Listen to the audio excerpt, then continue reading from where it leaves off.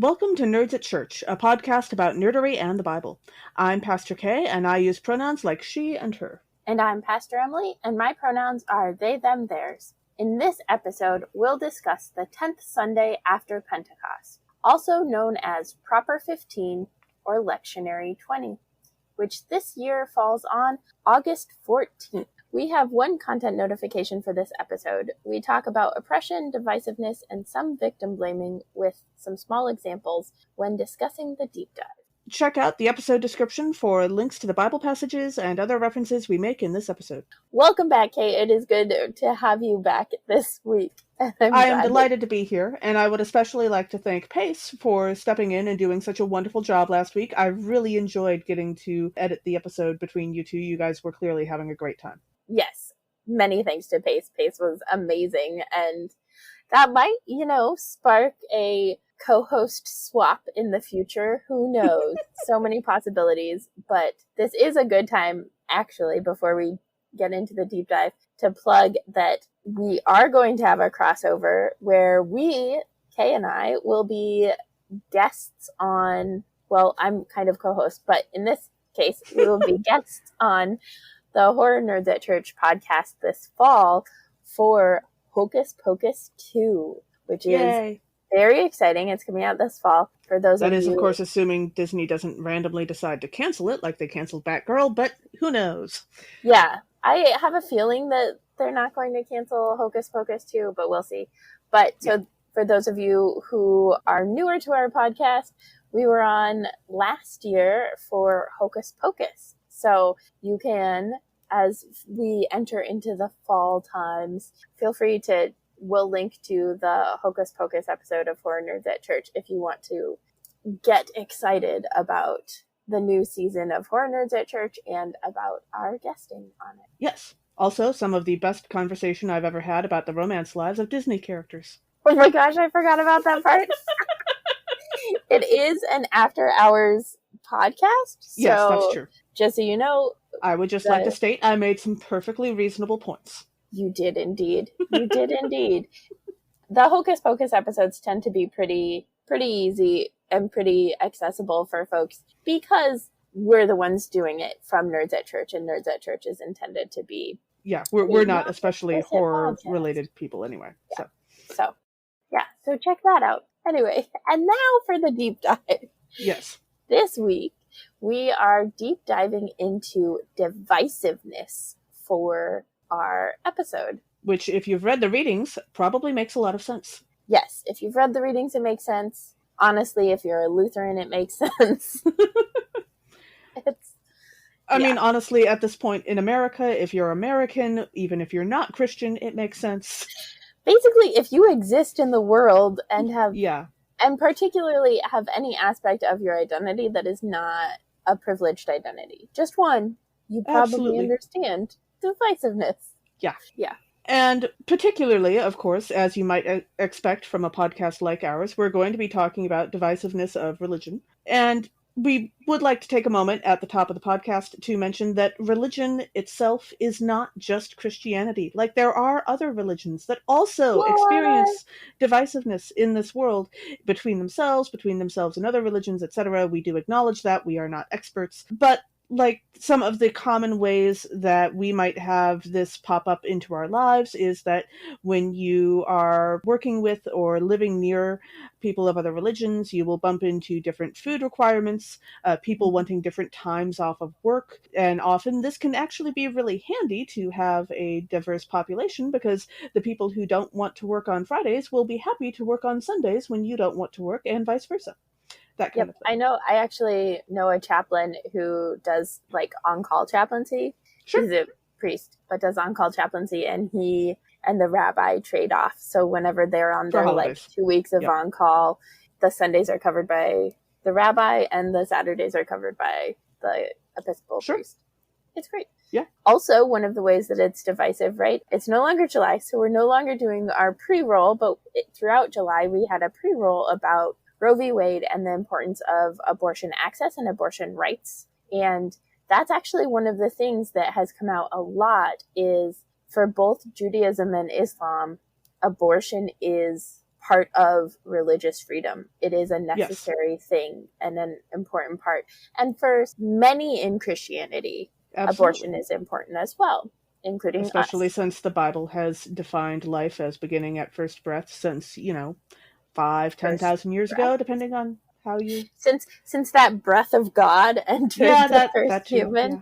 Yeah. So, not that we're, being divisive or anything, but Yeah. I just wanted to throw in there that it's yes. the food requirements, it's the time off from work, but also in the many Supreme Court cases that are coming out, they Absolutely. are coming from a particular, and we'll get more into this in a second, a particular type of Christianity that is working to impose its views on everyone else. And that is bad. That's a Right. bad divisive. And it's not a good way of practicing Christianity, but we also don't want to claim that those people aren't Christian because that opens That a whole lets us different can off of the worms. hook. Yeah, Yeah. and it lets us off the hook for Right. as Christians and as pastors. And also, like, really one of the points of Christianity is that you don't get to point at another person and tell them whether they're Christian. It's something each person decides for themselves. Like, that's a fairly major concept within Christianity. But, like, let's be honest, like we've been talking for the last, 5 minutes, Christianity also itself has plenty of divisiveness in it, and we really didn't need Jesus to mention that for us to know that, but, Jesus brings it up, so hey, let's talk about it. Yes. So this, there's a particular way that Christianity has been divisive since, a couple centuries in, when it allied itself with the oppressive Roman Empire and Emperor Constantine. And so that alliance with the empire led to things like the Crusades, the Inquisition, colonization and manifest destiny, which resulted in genocide, the Holocaust, and a bunch of other genocides, chattel slavery, queerphobia, all of these things that the church, in trying to seek power and to be powerful according to the world, it became divisive, which is to say it caused harm. And by harm, we also include murder, because murder is bad, as I keep trying to make the point on this podcast. Because I feel like for the last Murder 2.5 years, we have not really been, accepting the fact that murder is bad. And I accept it pretty okay. Well, no, we personally do, but we, the world, seem to have ignored the fact that murdering other people is wrong, even if it's a pandemic. That's still bad. And so allowing I've people just to die been... when you could prevent it. Right. That's bad. Yeah. And so I just like to bring up murder bad every so often, and I feel like I've made my point now. Thank you. Well also, done. Emily's Well done. patience is much appreciated. But also, this is... I don't know that ironic is exactly the right word, but this is pretty extraordinary on Christianity's part, because, of course, in the beginning of Christianity, it was very much not an empire-oriented way of life. It was a way that resisted empire on purpose, which, is why Jesus was murdered. Yep. And as Jesus points out, Christianity can also result in persecution. Now, I am not talking about the white evangelical church in America, talking about how they are being persecuted. That is not what persecution looks like. Yeah. Being rich and powerful does not mean that other people are trying to destroy you. Well, okay, they might be, but... But the absurdity of that being persecution is... Yeah, no, that's not... Yeah, we no longer have the power we used to have, and prejudice is no longer working in our favor. That is not what persecution looks like. No. Not at all. But there is the two people with power and privilege, equality feels like oppression, right? That's what's going on in that. Yeah, is and we'll get more into that later. That. So, but also there are times, and still in the world there are times, when being Christian can actually result in genuine persecution, including death and torture, which is not something that progressive Christians tend to dwell on a lot, because in part of the messaging from the more fundamentalist side of things. Well, actually, we will get into this a little later, but I bring this up in one of the readings.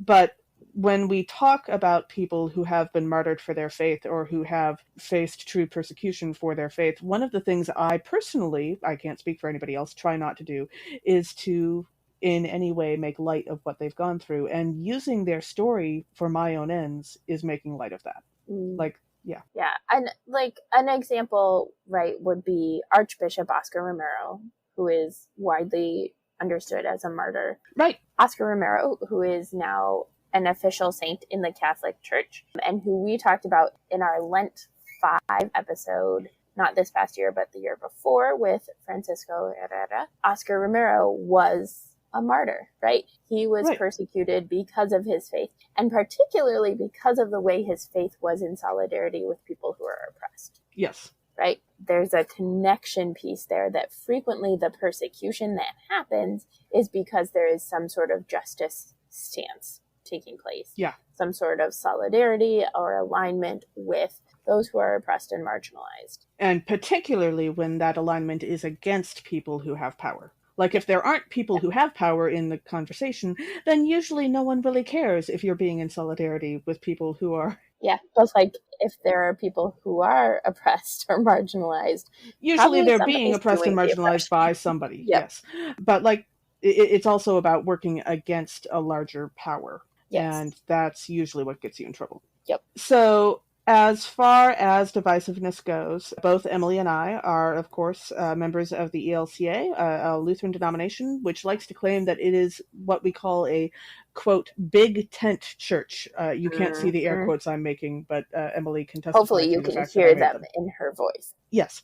And a big tent church, the idea is that it contains lots of different people with different points of view and different ways of doing things. And on the face of it, there are ways that can and does work. For example, the ELCA is very big on we welcome people who have lots of different worship styles. There are denominations that are very big on everybody worships the exact same way all the time.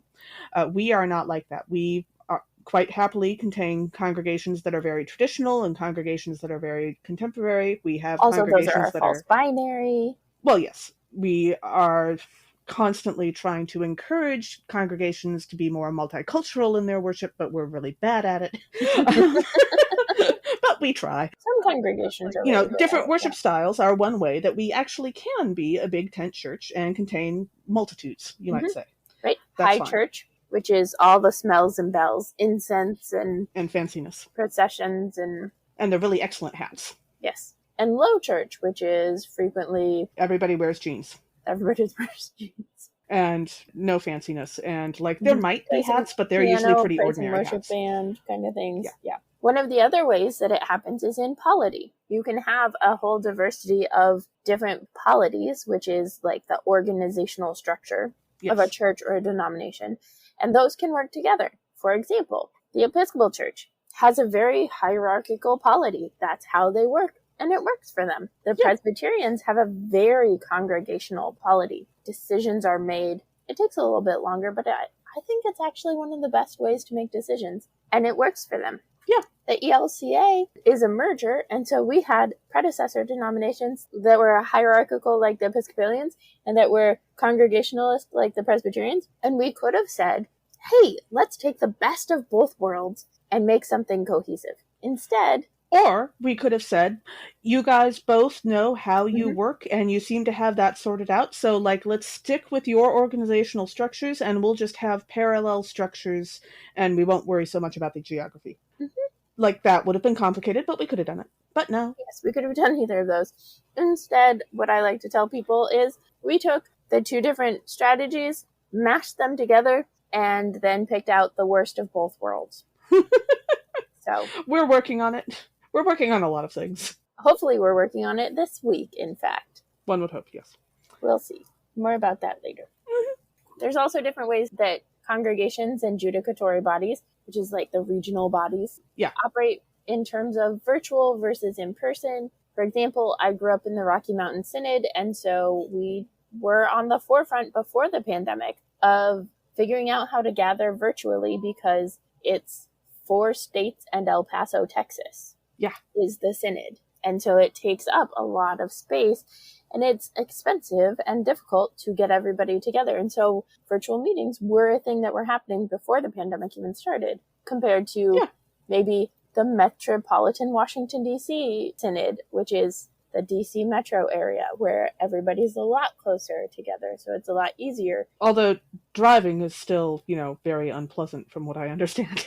Right. I'm But an still, advocate yes. of public transportation. But for any of those kind of metro synods or judicatory bodies, Chicago, the Twin Cities, etc. yep, it's a lot Yeah. easier to meet in person. Now the pandemic changed all that, and there's like aspects where like we do actually need to be much better and more intentional about virtual presence, particularly for accessibility. But Sure. there are different ways to do things. Yeah. Also, as congregations go, there are going to be some congregations that need to focus most of their efforts on elder care and some of the various legal knots that go along with that. And there will be other congregations that are much more focused on young families and childcare. And it's hard to do both of those in the same space sometimes. And so that's some of why you will find two congregations of the same denomination in the same town, because they will have different emphasis. A lot of the times if they're And that's fine. ELCA, it's because one of them spoke one language and another spoke another language. Yeah. But it is like there's a way to have elder care and young families together. Sure. You can do it, but the reality is there's so much focus right now on we need more young people. What if you don't? Well, also, I What think if that that's not emphasis your has been there since the demographics? 80s. But That's true. yes, true. that's But true. like, what if that's not your demographics? What if actually what is needed is more intentional community for people who are just reaching retirement and around retirement age? Yeah, retirement can be traumatic. So that's one of the things. Another thing that like kind of holds this balance of you can't be all things to all people is the dynamic of like there are a lot of congregations that have preschools or daycares housed in their building. One of the congregations I serve right now has a Jewish preschool in the building, and it's great. But if you have preschools or daycares, there are certain safety things that you have to do in order to maintain those. And a lot of the times it actually means that you're not able to use the building overnights as a shelter for houseless folks or those sorts of things. So there's that dynamic where those are both very needed, whereas the balance of which one a congregation can do, can't do. Right. And again, that's a good reason to have multiple congregations in the same area. So there are some ways in which being a big tent church can work, and we can contain multitudes by having different people that focus on different things. But there are some ways in which the big tent church concept falls down drastically and fails miserably. Because, for example, you can't try to welcome both people of color and white supremacists into the same congregation. Ultimately speaking, the people of color are not going to feel welcome for good and decent reasons. And they are going to hopefully leave. And then you'll be stuck being a congregation for white supremacists, which I'm not saying that those people don't need Jesus, but that might not be the ministry you were planning on doing. We'll talk about that in a minute. Yeah, give us a minute. This also, what we're getting at here, falls under the, like, why all are welcome is not actually a helpful thing, right? It's complicated. Oddly enough, making gigantic sweeping statements about people and generalizations usually doesn't help. Weird. Life is more complicated than all are welcome. Weird. Yeah.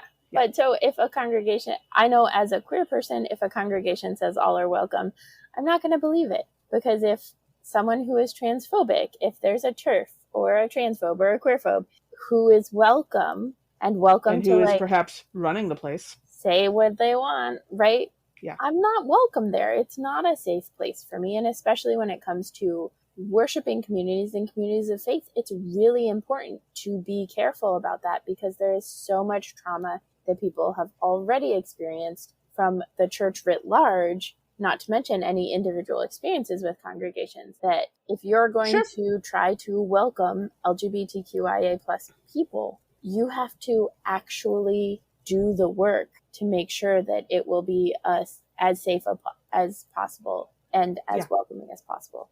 Also, it's not actually possible to welcome ICE agents and immigrants, or even like Latinx communities broadly, right? Like it is not safe. If ICE agents are able to enter a building, it's not going to be safe for them on very visceral, real, legal levels. Like there are people who have been deported who are United States citizens. Like, right. And in much the same way, you cannot welcome both a abuser and their survivors into the same congregation. Once there has been abuse, they need to go to different places. They need to have different people they can trust. This is my insert mini rant here. There is a song that is generally a beautiful song. All the other verses are pretty good, yeah. Yeah, it's called For Everyone Born, A Place at the Table, and we'll link to the lyrics for that, but it has this, like, it definitely does a, like, binary part that is tricky for, I don't know why we like binaries so much. It's just a weird... I mean, I believe that when that song was written, they felt inclusive because we were naming the varieties. That's true. But now it has things like for woman and man. Yeah. A place at the table, which excludes me, but the one that's, so that's in verse 2, but the one that is the worst, in my opinion, is that in verse 4. So frequently, if I'm leading worship and this is in it, I will skip verse 4 or I will rewrite it. But yeah, it says, for just and unjust, a place at the table, abuser abused with need to forgive. In anger and hurt, a mindset of mercy. For just and unjust, a new way to live. No, like you don't put someone who is abusive with someone who has been abused by them and say there's a need for forgiveness. It's good now. Yeah, that's not how that works. That's not how it works. That is harmful. Yes. So don't do that. And yes, we are pastors. We do understand that the song is probably talking about the Lord's table, which is, way more inclusive and also has literally billions of people at it. Mm-hmm. And therefore, those folks don't have to bump into each other, right? So, but also the microcosm of God's table that happens in every congregation. Yes. You don't need to hurt people in order to be more welcoming. That's not how being welcoming works.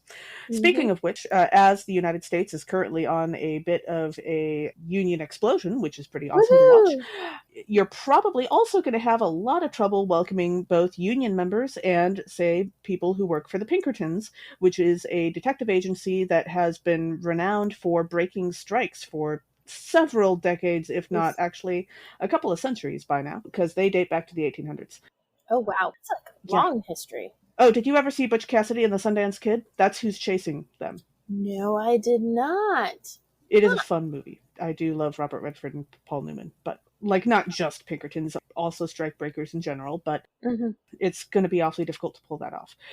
Yeah. And so, on the one hand, like we said, there are ways that the big tent church concept can work, and on the other hand, there are ways that it can't. And yet, we still, as a church, have this goal of Christian unity, of the church becoming one again. And it's not that we're not working toward that, because we are. There are parts of our denomination that are focused on talking to other denominations and trying to make agreements and deals so that we can work better together. There are other parts of our denomination that are talking to various denominations, just trying to understand each other, because we don't get it at all. Let's just be honest. But we're trying. And lots of denominations and different Christian groups have groups like that. So Christian unity is a priority, but it's not going to come at the expense of people who have been hurt or people getting hurt, because that's not unity. And going along with that, right? And this is where, there is a space in a big tent church for a lot more diversity than in any individual congregation. And we talked about that a little bit already, right? Where an elder care focus and a child care focus. Those are both needed. Both of those congregations can belong to the same denomination, but that doesn't mean that they have to be the same congregation and step on each other. And people who are white supremacists or TERFs or ICE agents or abusive or Pinkertons, union busters, they need pastoral care. And Jesus. And they definitely need Jesus. Right? But it looks very different from an all are welcome kind of model. And there are congregations who do this, particularly with sex offenders, with folks who are registered sex offenders. They have a worship service where there are no kids allowed. Right. And it is a worship service specifically designed to provide pastoral care for people. And that is a holy and sacred service to offer. Absolutely. Yes. And that pastoral care looks like helping people face the hard truths of the harm that they cause, helping them work on repentance, or the Greek is metanoia, which means a turning, right? Turning from harmful ways, turning towards justice-based ways. It requires acknowledging harm. It requires repairing harm that they have done to the extent that it's possible. And then moving towards the possibility of reconciliation, which may or may not be possible in this world, in this life. But those, right, like, they still need pastoral care. If they say that they are still part of the body of Christ, and they have too much power to cause harm, right? It is that way with pastors. Like, pastors who cause harm need to be removed from their positions of power where they caused harm. Yeah. They need the ability to cause harm to be limited, which means that people get removed from power and don't get automatically put back in power. Like, that's not what forgiveness. That's how that's supposed to work. Not how it works. Yeah. It frequently does not work that way, but. And for that matter, that would go for anyone in a position that requires public trust and is held to a higher standard, no matter what that job might be. It should go towards that, indeed. Yes. But ultimately speaking, what we're saying is that justice is divisive for people who already have power and privilege, because it's going to change their lives in ways they don't like, in ways that make them uncomfortable. And there are several fairly recent examples of this in both Christian denominations and elsewhere in the world that you've probably heard of. So one example, one of my friends is part of the United Methodist Church. I think she still is. She at least definitely was at the time that this happened. But before the UMC's General Convention, where they took a somewhat unexpected turn towards stricter homophobia, the pushes towards being more queer inclusive were met with non-queer people saying that queer people were being divisive. And the reality was, and my friend said this to me, right? They're not being, she was speaking for herself as well. So, we're not being more divisive. We're just not hiding the conflict, the tension, the divisiveness that already exists.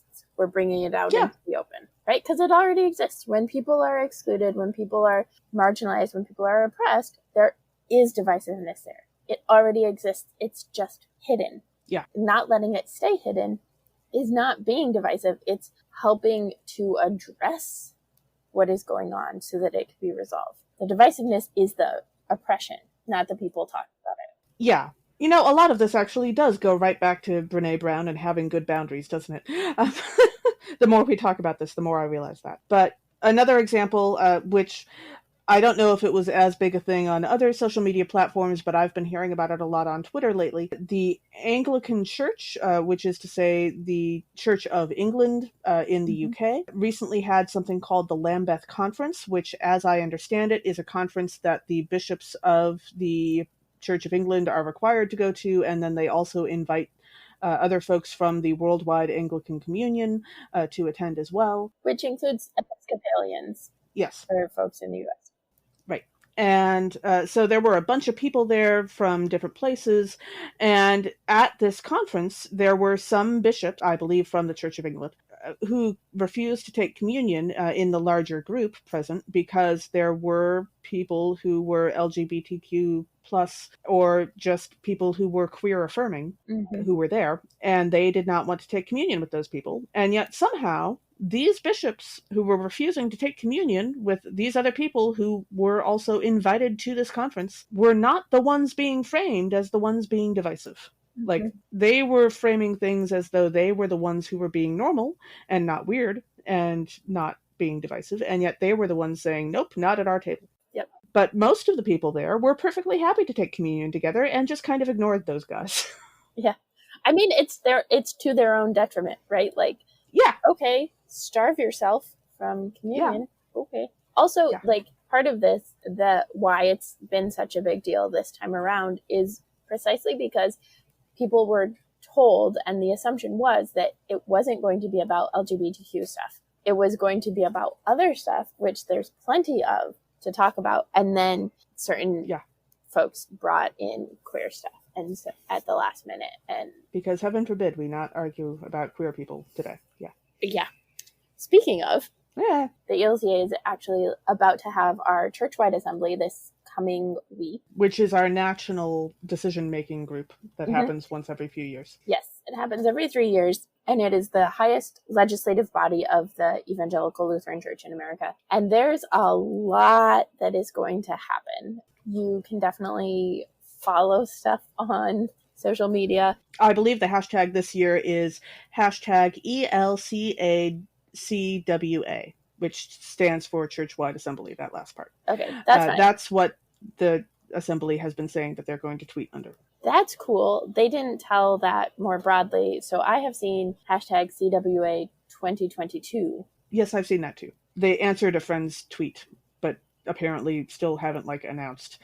We're Lutherans. We don't do social media, right? Right, this is a lovely example of how we're bad at this. Yeah, right. We just made good use of the Guggenheim, and then since then we've been rejecting all advancements in communication until the last possible of the Gutenberg? Second. Yeah, Gutenberg. Sorry. Yeah, not Gutenberg. I mean, hey, if we want to take over the museum for a day, I think that could be interesting. I don't know that's yeah. Anyway, one of the big pushes on the ELCA for churchwide in the ELCA is to reconstitute the ELCA, to redo the constitution of the ELCA, because it was created in the late 80s, and it was created by a majority of white people and cisgender heterosexual people who did not have an understanding of justice, of diversity, of any of that, the way that we theoretically have an understanding nowadays. We've learned some things since then. We have learned quite a few things. Well, some of us have anyway. There's also a lot of really great memorials that are being proposed. And by memorials, we mean suggestions for action. Yes, memorials, if it were not a churchwide assembly, they'd be called resolutions, right? The synodical bodies, which is the smaller regional bodies, said, we want the denomination to do this thing. Yeah. So some of them are adjustments in on leave from call status, which is something that both Kay and I are very familiar with, which is something that happens when a pastor is not in a congregational call, is not in a call, is not serving a congregation, is the simplest form of that. Maybe if we reconstitute ourselves, we can start calling these things something that doesn't sound like we're remembering dead people. I'm all for remembering dead people, but we can come up with a name that sounds more accurate. I'm just saying.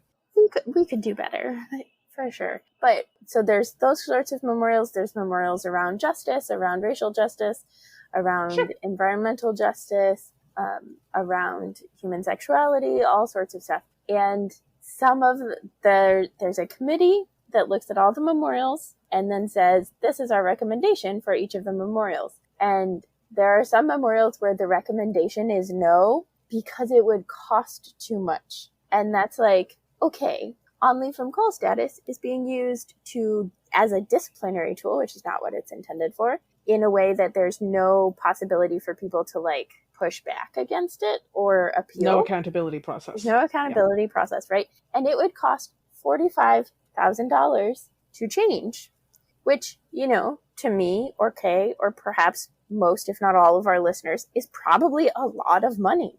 Yeah. But to an institution with a multi-million-dollar budget, it's actually not that much, but it's enough for people to say, no, we can't do something that would increase accountability because it would cost too much. And really it's a drop in the bucket when it comes to our regular budget. Yeah. Yeah. So it's those sorts of things. I don't know what's going to happen at Churchwide this week. I don't know that anybody knows, except that lots of stuff is going to happen. I'm sure. Mm-hmm. But that's what's happening in, I think, most mainline Protestant denominations. We've talked about specific examples in some, but none of them are that specific. Everything is falling apart because that's what is happening in the world. People have abused power for too long and have not made changes towards justice, and it's coming to a head because there's only so much that people can take, which frequently leads to things like protests, which are also considered divisive. Yeah. We've experienced this for the last couple of years, right? Black Lives Matter protests. They are intended to disrupt your daily life. They're intended to disrupt your commute. Why? Because the deaths of Black people are more than disruptions.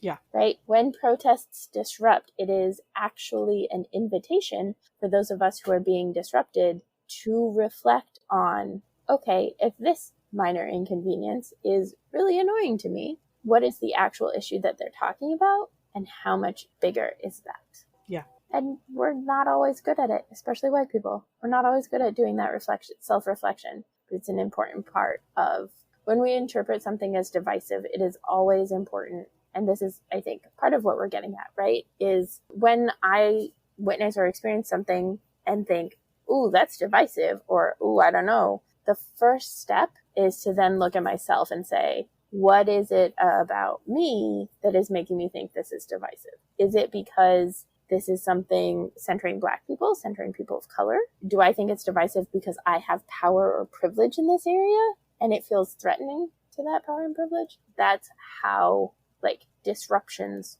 are intended to bring justice and bring awareness. But we have to follow it up with, like, actually reflecting on things. One of my favorite examples, which ties both the church and the world together, is the ACT UP protests in the late 1980s and early 1990s. Specifically, the one that was Stop the Church, where they did die-ins during the HIV/AIDS crisis. And ACT UP did a die-in at St. Patrick's Cathedral in New York City during a mass led by Cardinal John O'Connor in December of 1989 to protest the Catholic Church's role and the larger scope of the HIV/AIDS pandemic under the Reagan administration and the ways it caused death. And so people, like, went to worship and then just died, right? Like, laid down on the floor. Some people, sometimes people would shout and chant, and sometimes people would just, like, lay on the floor silently. And so if you were going to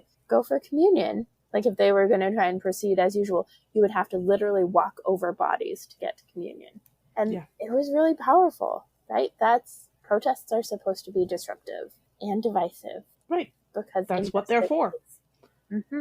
Now, as it happens, this divisiveness and the many ways that it shows up in our lives is a powerful part of our lives, and therefore often shows up powerfully in many different fictional universes. And so we did put together some examples of that. One of the first that came to my mind was the TV show Babylon 5. Having the Centauri and the Narn, who the Centauri had previously enslaved and treated horribly, and generally committed genocide against, having them on the same space station was super complicated and led to a lot of people dying for many different related reasons. Meanwhile, having multiple different types of atmospheres, such as nitrogen, oxygen versus, say, methane, having multiple different kinds of atmospheres on the same space station was not actually that complicated. They figured it out. It worked. Okay, wait. Who are the Centauri and the Narn? The Centauri are a race that were sort of vaguely modeled on the ancient Roman Empire, and the Narn are the quite alien race that the Centauri had enslaved and basically committed genocide against for like 400 years, and then had just set free at the beginning of the TV show, and then various things happened after that. Yeah, that would be it's a very emotionally heavy TV show. Yeah. We give some examples of them. I was also thinking about, like, the divisiveness of empires, and thinking about Ember in the Ashes, where it's a complicated thing because on the surface level, right, like at the time where the books take place, the marshals are very much oppressing the scholars. And so any scholar resistance is, quote unquote, divisive, when reality is the marshals oppressing everybody else is the problematic thing. But also it traces back to a time when the scholars actually stole wisdom from the jinn and then trapped them in these trees. And so the scholars were, in fact, the harmful ones. Right. And then became oppressed. And now there's this, like, and someone new came in to oppress them. And then someone, and so it's just this, like, complicated oppression leads to oppression kind of thing. Yeah. And also in the Hunger Games, right? Like, when we think about, like, who could eat at a table, who could be safe with each other, the Hunger Games, certainly folks from the district and folks from the capital can't be safe with each other. Like, it's not safe for district people to be around all the capital people. And even for the victors, like, certainly for the tributes, it's not safe, but because they're mostly going to die. But for the victors, even after they win, it's not safe because there's still such a huge power imbalance and there's still so much economic exploitation. And once they win, there's also the exploitation of like threats to their family and their loved ones and all of that. So Sure. don't be like them. Don't be like the Capitol folks. And then another example that I think is actually like a really cool example, because there's a lot of the time when we are thinking about like stories, it's hard to have stories where something seems like divisive and like there's only like there's a harmful side and then not harmful side, and there's not really space to like have them be in agreement or anything. Wizard of Oz is my favorite because, right, the Wicked Witch of the West and Glinda the Good Witch of the North are set in opposition to each other, right? They are Sure. set up as this divisive pairing because the Wicked Witch wants to kill everybody and steal the ruby slippers. But then you get like Wicked, where actually Glinda and Elphaba are like at first kind of enemies, but become friends. And what does that look like? And so it's just kind of funny to see like that fictional example of how stories get retold and reframed and changed. And that happens in history too. But that was just like a fun fictional example that I enjoy. Yeah, and for a additional somewhat meta example, like that was, also Wizards of the Coast, which is the publishing company behind the Dungeons and Dragons game, and also, I believe, still a powerhouse behind many other role-playing games. Mm-hmm. They are still trying to undo the harm done to their relationships with various groups of people of color by their older content that was, in so many different ways, pretty horrifically racist. Mm-hmm. Just stunningly, obviously bad. And really, like, it was the 90s, guys. You could have known better by then. It was not rocket science. And so they're working on it, and it's an ongoing process. And they are making some stuff that's actually pretty good now. But if you want more on that backstory, try the podcast Three Black Halflings, which I have greatly enjoyed. Yeah, I need to check them out. I have not. They are fun. Also, when it comes to Star Wars, right, you're not going to sit a Jedi and a Sith at the table together and expect them to talk it out or to exist in each other's company. Same goes for the Rebels and the Stormtroopers. Like, they don't belong together. It's not okay. It's not safe. Don't make them do it. Right. And for the storytelling of people actually doing this work, I suppose you kind of saw some of it in Babylon 5, but not a ton. There were a few individuals who were trying to do the work, and the general large groups weren't. But for an example of the groups actually trying to do the work, in Star Trek, the Federation and the Klingons started out as two empires, sort of, that were about of equal power and generally tilted against each other for various reasons, and kept almost going to war until the Organian Treaty in the original series episode Errand of Mercy, where a immensely powerful alien race said, no, you guys are not going to war. We are not going to let this corner of the galaxy get destroyed by you guys going to war. And they created the neutral zone between the two empires and said, don't cross this, basically, and we're going to enforce it, and if you try to kill each other, we're going to kill you. That sounds like the pillow line that my sibling and I would make in the bed when we were staying at a hotel as a family. Remarkably similar, yes. Mm-hmm. And then, so over the years, between the original series and then the original Star Trek movies, my personal favorite, Star Trek VI Undiscovered Country, is actually about the process of Klingons and the Federation working together to try to create an actual peace treaty directly between the two empires, where they could work together and be in partnership. And there were some folks who were not in favor of that, but they had to work on their issues with each other in order to get that far. And it's a fairly nice example of showing what that work looks like. Yeah. When it comes to divisiveness, it is far too easy for people to just not to use divisiveness as a reason to not engage in conflict. And it's part of conflict avoidance. Or conversation, right? I think about we're now getting relationship. Yeah. I mean, it's August, but we've had enough heat waves here in Baltimore that my brain is like, okay, is it Christmas time yet?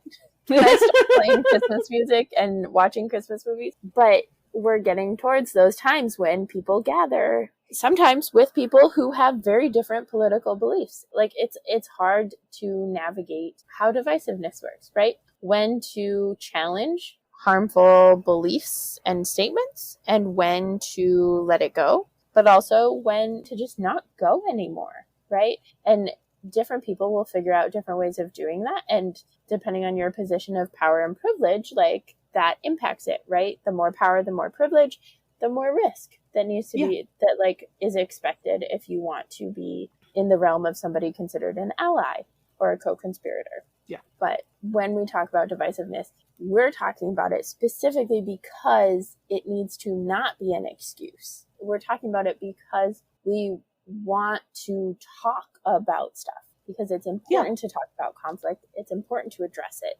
and deal with it. And it does such wonderful things for your community when you do that. Mm-hmm. Just look at places that have gone through Truth and Reconciliation Commissions and their ability to talk about the horrible things that happened and how they can then move on in a reasonably adult and mature way.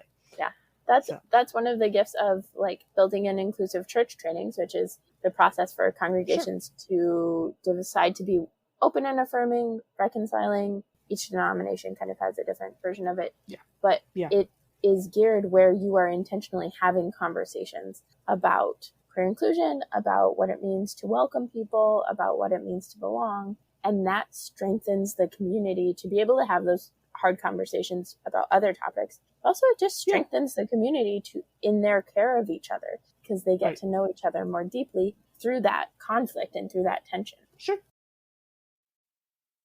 Our first reading for this episode is from Jeremiah chapter 23, verses 23 through 29. Jeremiah, called to speak God's truth instead of what people want to hear, reminds the people that God's word is far more powerful than any false prophet. So, one of the perhaps obvious themes of this passage is false prophets. Yay. Wait. Okay, that was probably not the right reaction. Still. That's fantastic. I was trying to think of it, and it's tricky because in a lot of fiction, like, you don't want false prophets. You want maybe misinterpretation of prophecies, but you don't want false prophets because that's misleading. Right.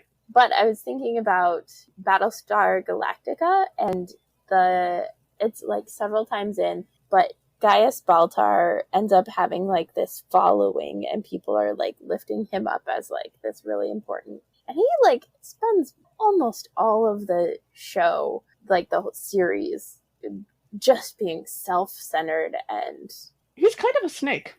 I didn't watch the whole series, but like I got that feeling from him right off the bat. Yeah, and there's like some nuance that ends up happening, but like it's just so funny because then people are like, he's the one, and he's the one that like is going to help us in these ways, and it's like a harem cult of personality. Yeah. But there's also like so many prophecies in the show that like it's hard to tell what is a real prophecy and what is not, and what do they mean, and how are we interpreting them? What is just a dream? I don't know. Yeah. And then as we dive into the verses, in verse 23, we read, "Am I a God nearby, says the Holy One, and not a God far off?" So like Thor on Earth versus Thor in Asgard. Ask Jane Foster. For real. For real. She will have opinions. and good for her. Mm-hmm. Yeah, I like that verse. Also, I read the first half of verse 24. "Who can hide in secret places so that I cannot see them, says the Lord." And I believe I may have incorrectly referred to this dish before, but I still love the concept of it. Mm. This is a German dish that's called Malataschen, which is basically pasta dough filled with meat filling. Slightly larger than your usual ravioli is the feeling I get. Like a dumpling. Yes, and the reason why you put the meat filling inside the pasta is so that God can't see the meat. You're hiding it from God. Because that, and it was possibly, they're not actually sure who created this the first time around or where that whole hiding it from God came from thing, but one of the options for where it was created was by Cistercian monks. And that way, because that would allow you to eat the meat filling during Lent, because God wouldn't be able to see the meat. Right. That's how that works. That's perfectly reasonable. That's totally how God works. Just wonderful theological concept there. I can't see you making them. I love this dish. I think I have incorrectly called it Heaven and Earth before on this podcast, but it's actually called Malatoschen. And one of the nicknames for the dish, which I am definitely not going to even bother trying to pronounce, translates to small god cheaters, which is just excellent. And I love Christians so much for coming up with concepts like this. It makes me happy. This is one of the most human things I've ever heard. So that is fantastic. yes. Also, like, if you're not Catholic, you totally don't have to not eat meat on Fridays in Lent. Just saying. If you choose to. The Malatoschen don't necessarily hide things from God. Like, that's not actually how that works. Jeremiah says so. But good luck. It is true. And then in verse 26, we read, "How long will the hearts of the prophets ever turn back, those who prophesy lies and who prophesy the deceit of their own heart?" And the phrase "deceit of their own heart" reminds me of the character Zuko from Avatar: The Last Airbender, who spent years of his life trying to lie to himself about the kind of person he was in order to try to win his dad's approval. And eventually he does actually turn back and does a remarkably good job of repairing the harm that he caused. Yeah, I like Zuko. He is good at that. Also, did you see that there's going to be a new... Yes, going to do new with avatars? them as young adults. Yeah. That's going to be fun. I'm very excited for that. And then in verse 29 we read, "Is not my word like fire, says the Holy One, and like a hammer that breaks a rock in pieces?" Which raises the question, is God a Green Lantern? Right? Because God's word is what God can will it to be, right? That's the premise of Green Lantern, is like anything is what you can will it to be. So if God's word is Jesus, does that mean that Jesus is also Mjolnir? Yeah. Thor's hammer? Could Thor pick up Jesus? Is Thor worthy of picking up Jesus? That's the question. I don't think Thor is always worthy of picking up Mjolnir. No, he's not. That's actually a plot point in the first movie. Yeah. Mr. Rogers, though. Did you see Mr. Rogers would, Mr. Rogers yes. would totally... There's a lovely internet meme of Mr. Rogers introducing himself to Mjolnir and then encouraging Thor and Mjolnir to go build houses for Habitat for Humanity. And I loved that so much. Absolutely. We should try and find that. We'll try and find it for our dear listeners, and if we do, we will include it. It's very heartwarming. Our second reading for this episode is Hebrews chapter 11, verse 29 through chapter 12, verse 2. The author gives many biblical examples of faithful people, reminding us that we are not alone, and that the stories of the great cloud of witnesses can guide us in our faith. So one of the themes of this passage is the idea of faith motivating things, right? It starts out with, by faith, this person did this. By faith, this person did this. But is it faith? Is it by faith that Rahab, helped the spies? Is it by faith that the walls of Jericho fell? Is it by faith that they made it through the Red Sea? Maybe God's faithfulness. But then I was also thinking about the stories that do take place by faith. And I think Moana is one of the stories of by faith, Moana ventured out into the sea, found Maui, and got Maui. And together they confronted Te Fiti. And so there's always this biblical sense. And I think in Moana's story, it's similar, that faith and desperation and call are all kind of entwined, that they feed into each other in ways that it's not always easy to tease apart. What is faith? What is call? What is desperation and last resort? And so then as we dive into the verses in Hebrews, in verse 32, we read, "And what more should I say? For time would fail me to tell of Gideon, Barak, Samson, Jephthah, of David and Samuel and the prophets." And as we've mentioned, I'm in a bit of a I'm ready for Christmas mode. I'm ready to be done with the Hebrew stuff. So, of course, the song that came to mind was, Gideon, men, Barak, and Samson. Okay, hang on. Gideon and Barak and Samson and Jephthah. David and Samuel and Rahab and Jael. But do you recall the most famous reindeer of all? The most famous reindeer of all. Yes. Yeah. So that just became the beginning of Rudolph the Red-Nosed Reindeer. You're welcome. You're welcome. Who needs Christmas in July when you can have Christmas songs in August? really isn't everyday Christmas. Also true. Absolutely. Um, It well, is if we're really more of packages a isn't arrive. everyday Easter kind of people, but We sure, are. why not? But every time packages arrive, it's Christmas.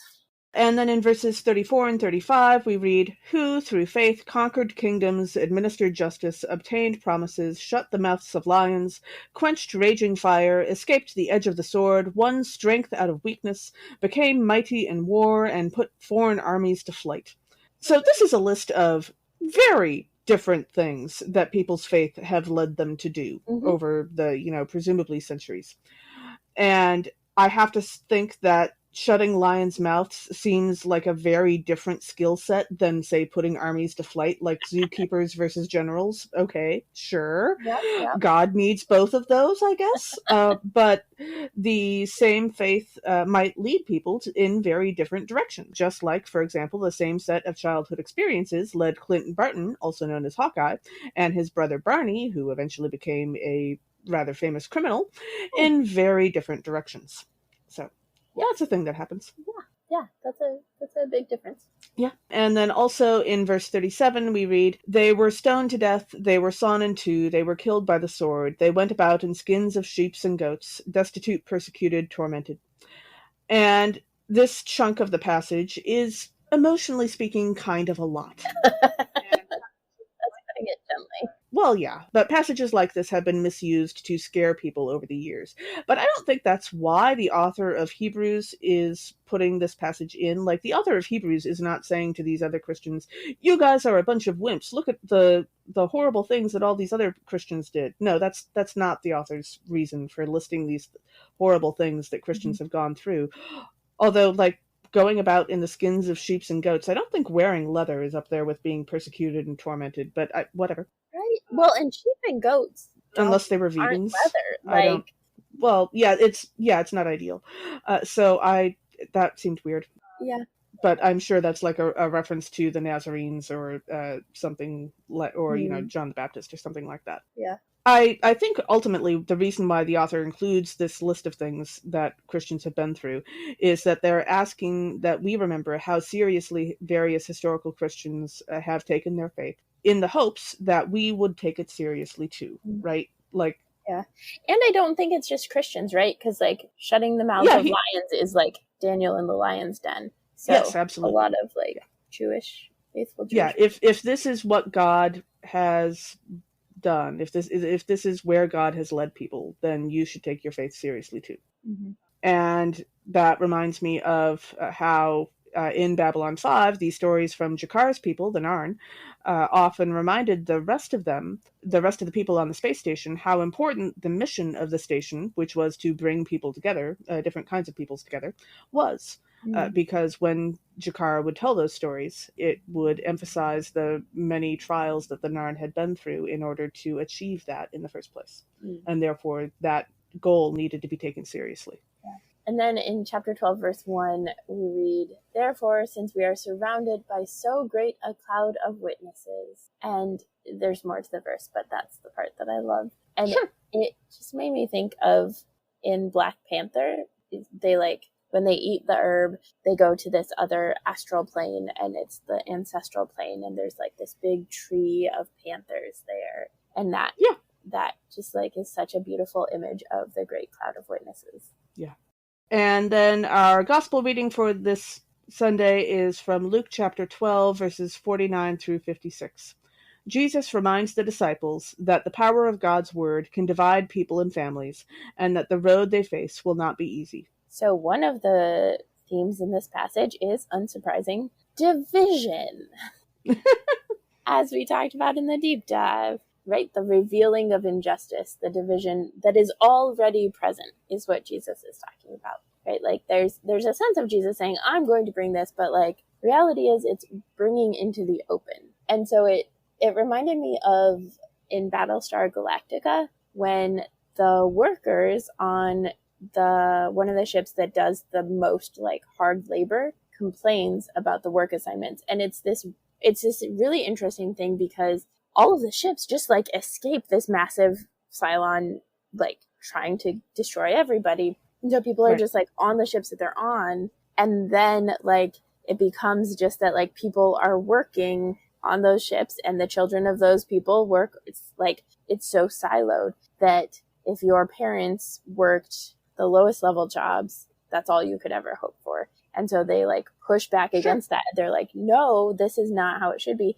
And a lot of people are like, oh, and the people in power and the people who have the cushy jobs of government officials are like, no.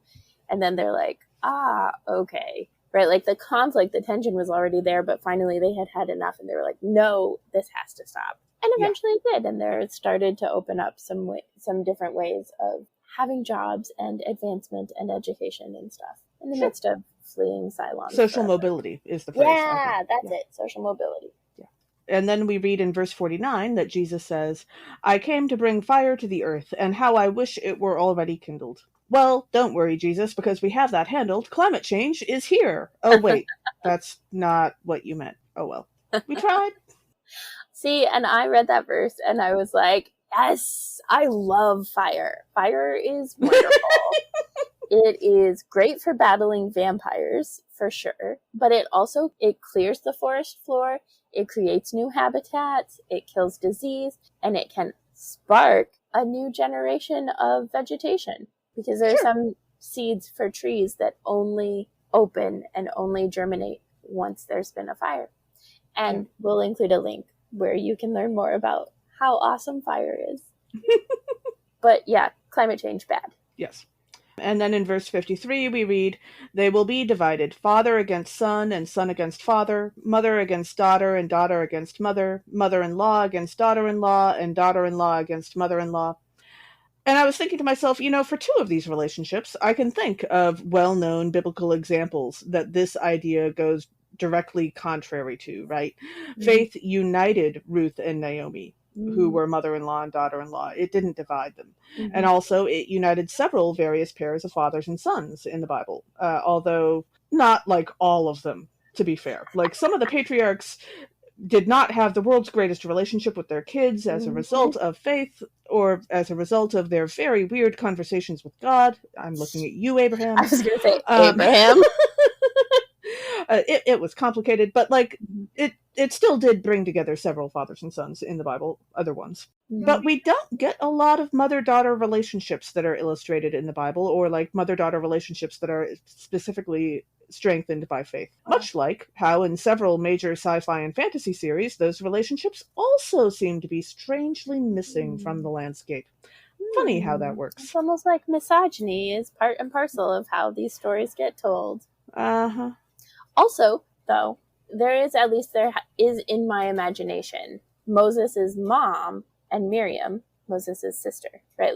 Miriam and her mom seem to have at least a somewhat good relationship in that she can tell Miriam to go watch Moses so he doesn't drown in the Nile. And then she can advocate to Pharaoh's daughter to let her take Moses back to be raised by their mom. So. But it took some effort to come up with that example.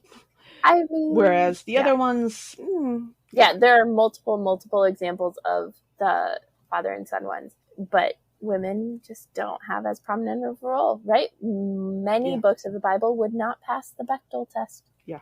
And then in verse 54, we read, Jesus also said to the crowds, when you see a cloud rising in the west, you immediately say, it is going to rain. And so it happens. I would just like to say, not in Baltimore. Last week, now it's maybe 2 weeks ago, we were promised rain and thunderstorms, and it did not happen. It was an entire week, right? We were promised rain and thunderstorms, and it didn't happen. And then the next night, thunderstorms didn't happen. And I just had to stop paying attention. But, the entire time, my pressure headache reminded me every day that we had not gotten the rains that we needed to get. Probably. Yeah. Thankfully, we got a whole bunch of rain and storm yesterday, so that helped. Sure. And now for our newest segment, let's make a Muppets musical. Dun, dun, dun. I feel like we need a new jingle for that, but I can't. We'd also have to work pretty hard not to accidentally invoke copyright. But details. Details that keep us from getting sued. I mean, okay. It's true. It is true. So I was looking at the Jeremiah passage as it talked about false prophets, and I immediately started thinking of the Yip Yips, or also known as the Martians on the Muppets, because several Mm. times when they show up, they will start out saying yep, yep, yep, yep, yep, yep, yep, yep, yep, or nope, nope, nope, nope, nope, nope, nope, nope. And Mhm. then partway through the scene, they will be shown that actually they are wrong about whatever it is that they are agreeing or disagreeing with. And then they will switch to the other one, saying nope, nope, nope, nope, nope, or yep, yep, yep, yep, yep, yep. And so they, at least, can go back and change, like Yeah, Jeremiah suggests that the false prophets should. And so maybe these are some role models for some false prophets in the world. that's fantastic. I would love the Yip Yips. This is the false prophets. That is The beautiful. reformed false prophets, The yes. reformed false prophets. The reforming false prophets. To Indeed. semper reformanda. Always But they're reform. also very enthusiastic about whatever it is that they're agreeing and disagreeing with, Yeah. which I They sound appreciate. like eights to me. Like very like gung ho about something, and then when they realize that they are wrong or are presented with new information, they're like change direction and go for it. There's not like a slow like figure. I need time to process it as a 5. But 8s are like, oh, okay. I still don't understand the Enneagram, but I believe you. Sure. Someday we'll get an Enneagram. I was thinking about Hebrews, which we rarely ever do the epistles, but that great cloud of witnesses, and thinking in particular, remembering like what you were talking about when Big Bird came out and sang at Jim Jim Henson's Henson's funeral, but like that great cloud of witnesses, like there are people who have been involved in Jim Henson productions and the Muppets who have died, but there's also this sense of like when I think of my own childhood and like watching Sesame Street and watching the Muppets, and like that there is a sense of them as like their own great cloud of witnesses, that like they influence and are a great cloud of witnesses for us as well. Actually, to bring up a previous example we mentioned already in this episode, Mr. Rogers' Neighborhood. And Mr. Rogers is now part of the great cloud of witnesses himself. Yeah. Thanks for joining us. Catch us next time when we'll discuss nerdery connections to the scripture readings for the 11th Sunday after Pentecost with our special guests, Beth Bolenbach and Dale Welling of Pause for Humanity. This podcast has been produced by us, Kay Rohloff and Emily Ewing. For more fun, check us out on Twitter and Facebook at Nerds at Church, or contact us at nerdsatschurch@gmail.com. Also, if you like what you've heard, rate us or leave us a review on Apple Podcasts, Facebook, or wherever you catch your podcasts. If you want access to our uncut guest episodes and interviews, live Q&As, and more, support us on Patreon at patreon.com/nerdsatchurch. It's cheaper than, oh gosh, I didn't think of something for this. It's cheaper than being a false prophet and having to go back and reform your whole life. It's cheaper than the fines you would pay if you accidentally started a forest fire. Yes, that is true. Stay safe. Don't. Only you can prevent forest fires. Thanks, Smokey. Also, let us know on Facebook or Twitter who you would cast for Let's Make a Muppets musical for this episode. As the ancient Christian said, Pax Vobiscum.